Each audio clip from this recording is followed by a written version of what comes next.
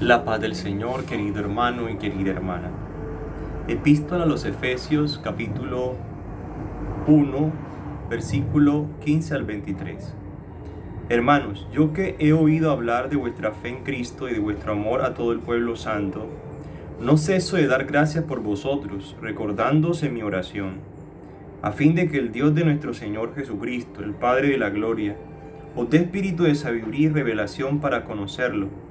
Ilumine los ojos de vuestro corazón para que comprendáis cuál es la esperanza a la que os llama, cuál la riqueza de gloria que da en herencia a los santos, y cuál la extraordinaria grandeza de su poder para nosotros los que creemos según la eficacia de su fuerza poderosa, que desplegó en Cristo, resucitándolo de entre los muertos y sentándolo a su derecha en el cielo por encima de todo principado, potestad, fuerza y dominación, y por encima de todo nombre conocido, no solo en este mundo, sino en el futuro.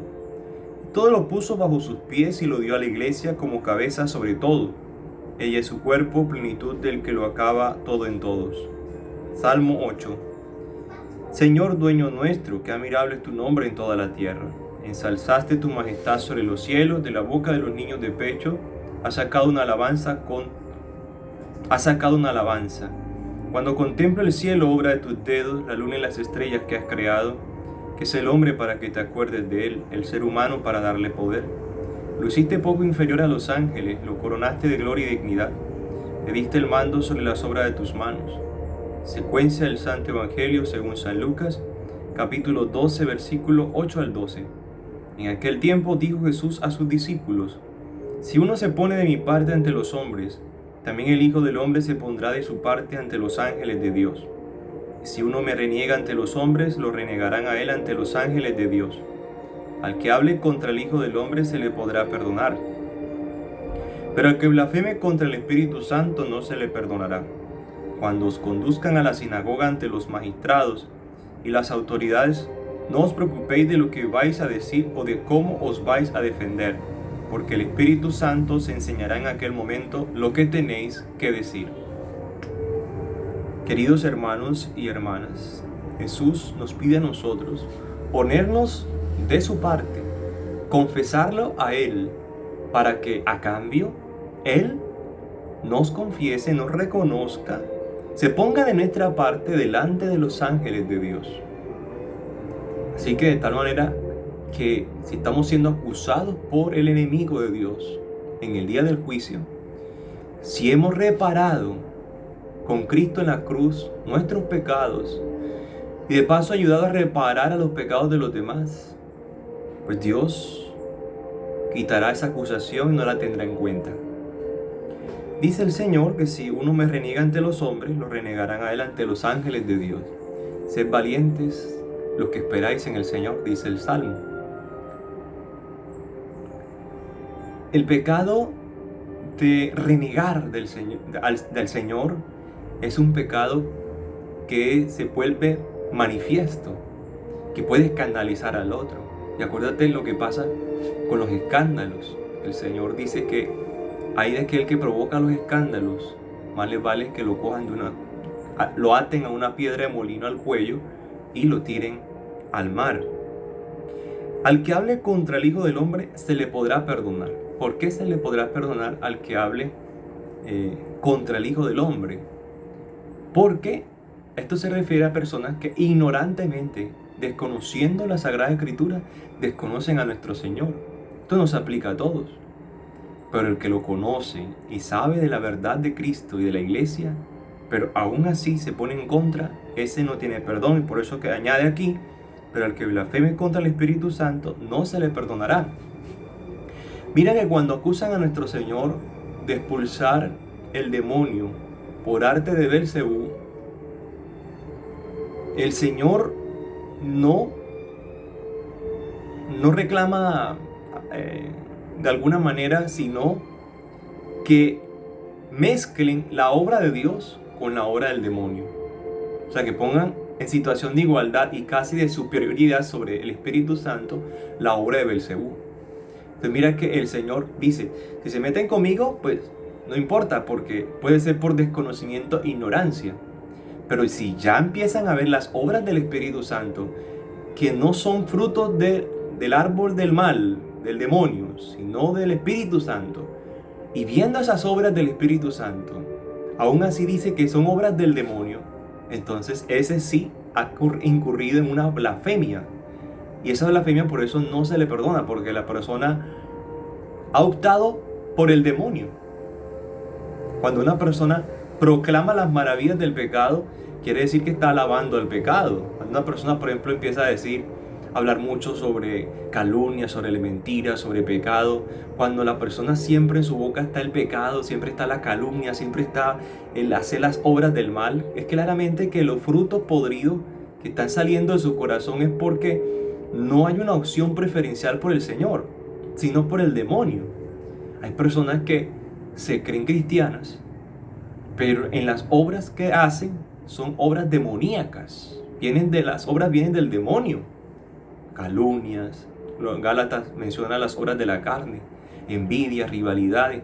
Esos frutos manifiestan que hay un árbol podrido en esa persona. Pero si hay obras buenas, aunque de pronto se embolaten con los prejuicios contra esa persona que han hablado mal, pero sus obras son del Espíritu Santo, son buenas.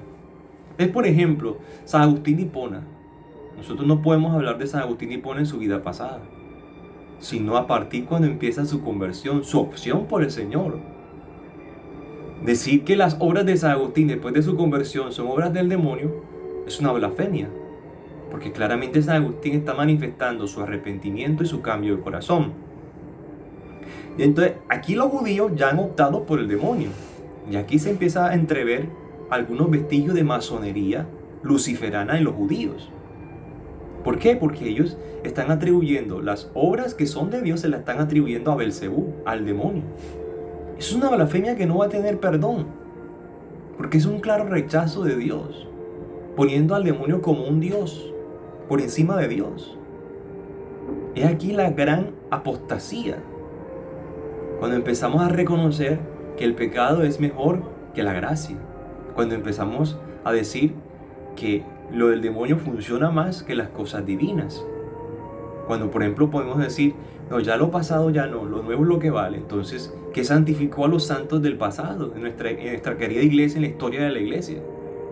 Entonces, con esos sacramentos que se confesaron los santos, que llegaron a altas niveles, esferas de santidad, entonces ya no valen.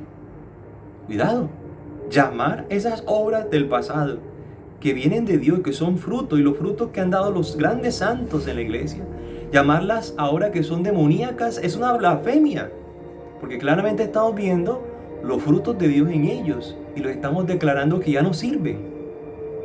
Las cosas de Dios no cambian, permanecen para siempre. Entonces, hermanos y hermanas, cuidado con desacreditar las obras de Dios. Cuidado con la blasfemia contra el Espíritu Santo. El contradecir esa obra del Señor en nosotros. Por eso el Señor dice, queremos saber si los frutos de Dios, si las cosas de Dios son buenas, miremos los frutos que están dando esa obra.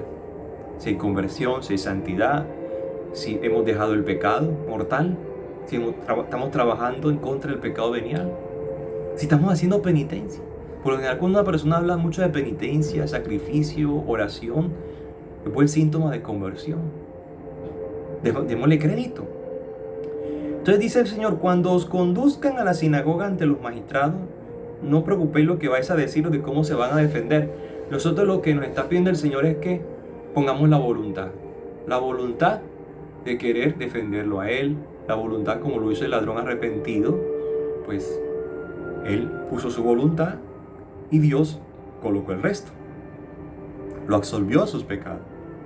Entonces, ¿por qué? Porque el Espíritu Santo va a responder por cada uno de nosotros, porque el Espíritu Santo no nos va a defraudar. Él está desde que somos concebidos hasta el momento de nuestra muerte y por toda la eternidad. Qué feo es que el Espíritu Santo estuvo todo el tiempo contigo y tú nunca le abriste el corazón. Eso es una verdadera blasfemia. Que el Espíritu Santo no es que sea superior al Hijo. No quiere decir que, bueno, vamos a blasfemar contra Jesús porque ahí sí perdón. Pero contra el Espíritu Santo, no. Es que el Espíritu Santo viene a sellar la obra del Verbo de Dios encarnado. Por eso Jesús dice, cuando venga el Espíritu Santo os confirmará todo. Por eso la función de la iglesia es confirmar, repetir lo que ya está dado, y esa es la novedad. En que no hablamos por cuenta propia, Jesús lo insiste, yo no hablo por cuenta propia, yo hablo lo que he visto de mi Padre. Bueno, que el Señor de la vida entonces nos conceda la gracia de defenderlo y de realmente de dejarnos inspirar por el Espíritu Santo. Que Dios te bendiga, que la Reina de la Paz te conceda su bendición maternal en el nombre del Padre y del Hijo y del Espíritu Santo. Amén. Que tengas un feliz sábado de la Santísima Virgen.